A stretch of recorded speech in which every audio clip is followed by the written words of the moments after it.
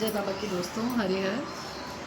तो ये वीडियो जो है आज स्पेशली उन लोगों के लिए है जो बेचारे अकाल मृत्यु से परेशान हैं, जो जिनके घर में सुसाइडल केसेस ज़्यादा हो रहे हैं या उनके घर में एक्सीडेंटल केसेस ज़्यादा हो रहे हैं। तो आप लोग बहुत ज़्यादा इस बात से मतलब आप परेशान होंगे, दुखी होंगे, मैं समझ सकती हूँ। लेकिन उसका समाधान है।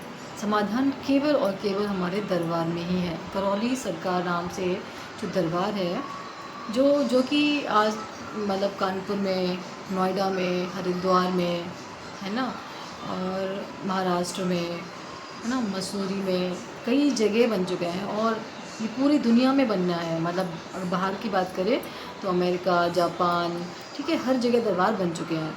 तो आपके जो भी नज़दीकी दरबार जहाँ भी पड़ रहा है आपसे, वहाँ पर आप जाकर अपनी प्रक्रिया पूरी कर सकते हैं। तो हमें जब सुखी होने के लिए हमें भी कोई इंसान कष्ट में रहना नहीं चाहता है ना। कोई इंसान नहीं चाहता कि भाई इतना परेशान बना रहे वो कि उसके में एक्सीडेंटल केस हो या सुसाइडल केस हो। कौन चाहता है ये चीज़ें ना। तो इनसे हर इंसान को निजात पाना ही है और पाना ही चाहिए।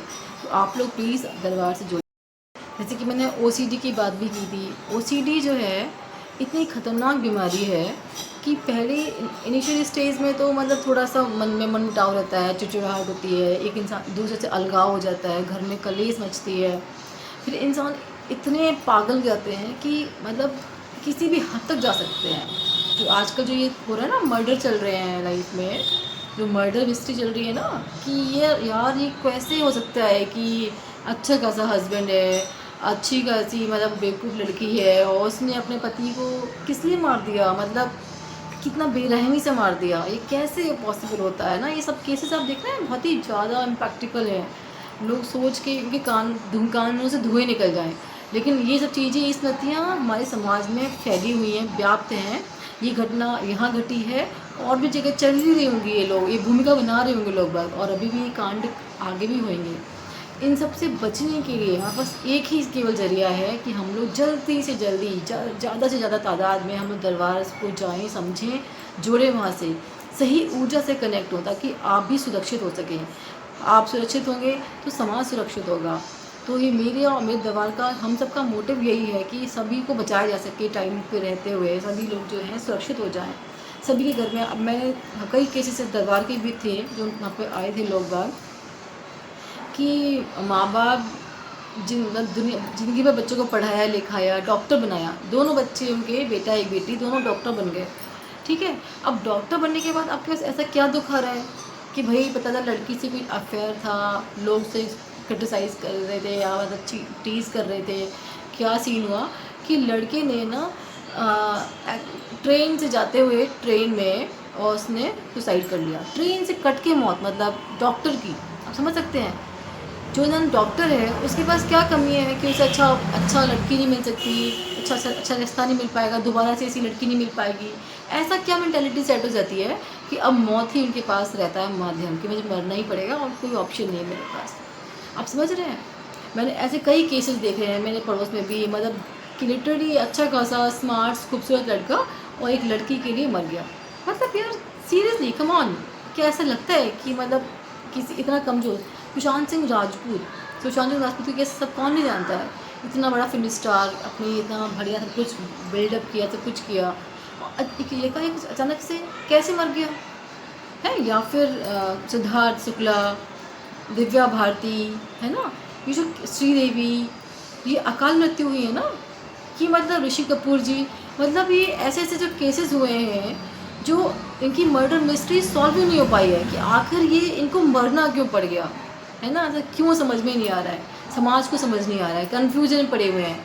आपके पास पैसा है, दौलत है, शोहरत है, नाम है, थोड़ा सा अप्स एंड डाउन हो गया तो आप इतना टॉलरेट नहीं कर पा रहे हैं कि आपको मरना ही पड़ रहा है। और लोग वो कितना कितना झेल रहे हैं अपनी लाइफ में, फिर भी जिंदा हैं वो। तो ये क्यों ऐसा होता है, क्योंकि वहाँ पर वो सुसाइडल स्मृतियाँ इतनी ज़्यादा हावी होती हैं कि वो उनको मार के ले जाने में विवश कर देती है। अब सोचो, उनका इकलौता बेटा डॉक्टर, कितनी मुश्किल से पढ़ाया लिखाया चला गया, है ना। माँ बाप तो बेचारे खाली रह गए ना, वो कितने दुखी होते होंगे ऐसा जब उनके साथ में घटना घटती है। जो जिन लोगों के साथ में ये घटना घटी होगी, वो लोग भी मेरे से अगर वीडियो देखेंगे तो कनेक्ट कर पाएंगे, कितना दुख तकलीफ़ पहुँचती है ऐसे लोगों को। लेकिन इसीलिए मैं कह रही हूँ, मुझे अभी तक नहीं बताता कि ऐसा कभी पॉसिबल भी है कि मेरा इसके लाइफ में दुख आया है, उनको झेलना ही पड़ेगा। लेकिन अब हमारे समाज में हमारे भोले बाबा महादेव, माँ पार्वती जी साक्षात रूप में आ चुके हैं, जो केवल तभी संभव होता है जब वहाँ पूर्ण गुरु होते हैं।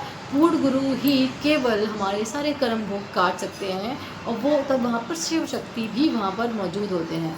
और वो हम सभी, आपने देखा ना भोले बाबा किस तरह से, अगर गणेश भगवान जी की उन्होंने गर्दन काटी तो गर्दन काटने में कौन बचता है? इंसान। लेकिन बचे ना, वो जिंदा किया ना उनको उन्होंने। दक्ष का भी गर्दन काटी तो जिंदा हो गए ना वो। कि भगवान भोले बाबा कुछ भी कर सकते हैं, महादेव जो है हमारे, वो कुछ भी कर सकते हैं, वो ही जीवन दाता हैं, वो हमें जीवन देते हैं। ऐसा नहीं है कि अगर हम मर जाएंगे तो हमें जिंदा नहीं कर पाएंगे, हमारे भगवान हमें जिंदा कर सकते हैं। दरबार में कितने कितने ऐसे जो लोग गए हैं जिनके प्राण नहीं बचे, मर गए थे, उनके वापस भगवान ने प्राण दिए। ऐसे दरबार में तमाम वीडियोज़ हैं। तो आप लोग प्लीज़ वीडियो को देखें और समझें, अपने आप को बचाएं, सेव करें। मेरी यही मंशा है। और मेरी वीडियोस को प्लीज़ आप लोग लाइक कीजिए, शेयर कीजिए, ज़्यादा से ज़्यादा सब्सक्राइब कीजिए। जिन लोगों के घर में घटनाएं घट रही है ना, तो उन लोगों के घर में ज़रूर भेजें। और आप प्लीज़, मेरे से रिक्वेस्ट है, आप लोग प्लीज़ मेरी वीडियो को लाइक कीजिए, शेयर और सब्सक्राइब कीजिए मेरे चैनल को। और कोई भी क्यूरी है दरबार से रिगार्डिंग कि आपको नहीं समझ में आ रहा है वहाँ का प्रोसेस कैसा है, कहाँ जाना है, कैसे अप्लाई करना है, तो उसके लिए आप मेरे कमेंट सेक्शन में मुझे मैसेज कर सकते हैं, कमेंट कर सकते हैं, और मैं आपको चीज़ें आपकी सॉर्ट आउट कराऊँगी, सॉर्ट करूँगी ना। तो जय बाबा की हरि हर